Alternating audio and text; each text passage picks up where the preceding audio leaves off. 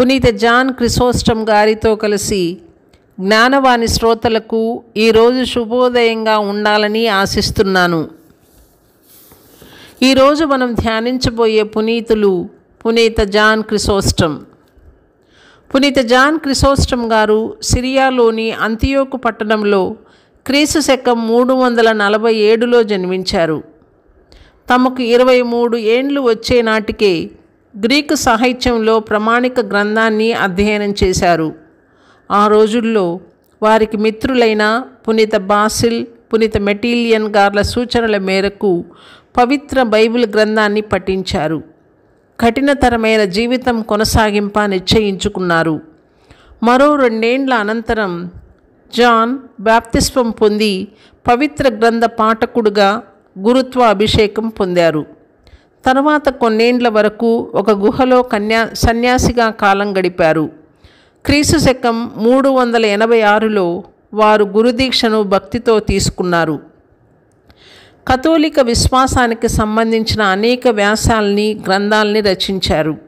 ఆ రోజుల్లో గొప్ప రచయితగా, ప్రఖ్యాత వక్తగా, ప్రముఖ భక్తుడిగా వారు కీర్తింపబడ్డారు. 12 సంవత్సరాలు తమ గురుత్వ సేవలు అందించిన తర్వాత ఆర్కాడియస్ చక్రవర్తి జాన్ గారిని రహస్యంగా ఇటలీలోని కాన్స్టాంటినోపుల్కు తీసుకువచ్చారు. తర్వాత వారు క్రీస్తు శకం 397లో కాన్స్టాంటినోపుల్ పీఠాధిపతిగా అభిషిక్తులయ్యారు. ఆనాడు శ్రీసభలో విస్తరించి ఉన్న పలు ధన దుర్వినియోగాల్ని సరిచేశారు. శ్రీసభలో కూడా అనేక సంస్కరణలని ప్రవేశపెట్ట కారకులయ్యారు. పీఠాధిపతుల భవనాల్లో జరిగే వివిధ కార్యక్రమాలకు దుబారా ఖర్చు చేస్తుండేవారు. వాటిని పూర్తిగా అరికట్టారు పునీత జాన్ గారు. ఆయన అతి నిరాడంబరుడు. నీతి నియమాల్ని తూచా తప్పక పాటించి నేర్పించే వ్యక్తిత్వం కలవారు. ఎంతటి ఉన్నత స్థానాలలో వారినైనా నిర్మోహమాటంగా మంచి అయితే మంచి అని, చెడు అయితే చెడు అని తెగేసి చెప్పేవారు. వారి ప్రసంగాలను వినడానికి సామాన్య ప్రజలు విరగబడి వచ్చేవారు. దేవాలయంలో వారు పవిత్ర గ్రంథ వాక్యాల్ని వల్లవేస్తూ సోదాహరణంగా చతురతతో చెప్పే అనేక నీతి పలుకులకు ప్రజలు తమ చప్పట్లతో స్పందించేవారు.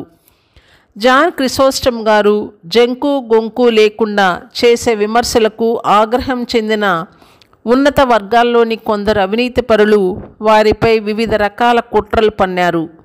వీరిపై ఉన్న మతాధికారులకు చాడీ కొండములు నూరిపోసేవారు. వారు కాన్స్టాంటినోపుల్ ఆర్చ్ బిషప్గా చేసే కార్యక్రమాలని వక్రించి చెప్పేవారు. జాన్ గారు పేదలు, అవసరార్థులకు సహాయం అందించడం, అందరికీ సమాన న్యాయం విధానం కొందరికి చాలా కంటగింపు అయింది. స్వార్థపరులు, అవినీతిపరుల పన్నాగాలు సాగడానికి వీల్లేదని ప్రజలు తిరగబడి తమ నిరసన తెలియచేశారు. పరిస్థితులు చేజారకముందే చక్రవర్తి క్రిసోస్టం గారిని వెనక్కు పిలిపించారు. పరిస్థితులు చక్కబడినా కూడా జాన్ గారిపై 2 సార్లు దాడులు జరిగాయి. కానీ దైవికంగా అవి విఫలమయ్యాయి. మరలా 2వసారి వారు బహిష్కరింపబడి నల్ల సముద్రమునకు అవతలి వైపు ఉన్న ఆర్మేనియా దేశ అడవుల్లోనికి పంపబడ్డారు. అక్కడ వారు అనేక శ్రమలను అనుభవించారు.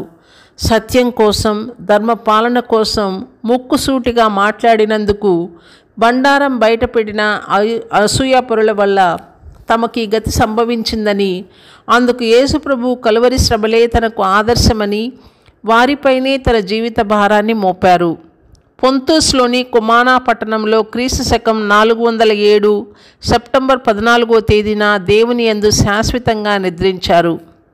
పునీత జాన్ క్రిసోస్టం గారి ఉపన్యాసాలు, రచనలు గురు విద్యార్థులకు అత్యంత ఉపయోగకరమైనవై విశ్వాసాన్ని సంపూర్ణంగా వివరింపబడి క్రైస్తవ జీవన సరళిని ఆచరణాత్మకంగా ప్రోత్సహిస్తున్నందున వారు బంగారు నోరుగల జాన్ అని పిలువబడుతున్నారు.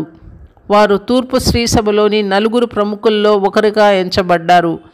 తిరుసభ ఆరాధనా కాండ సంస్కర్తగా, విద్యావేత్త, రచయితగా, వక్తగా ప్రఖ్యాతిగాంచిన జాన్ గారిని సువార్త ప్రబోధకులకు పాలక పునీతులుగా శ్రీసభ ఏర్పాటు చేసింది.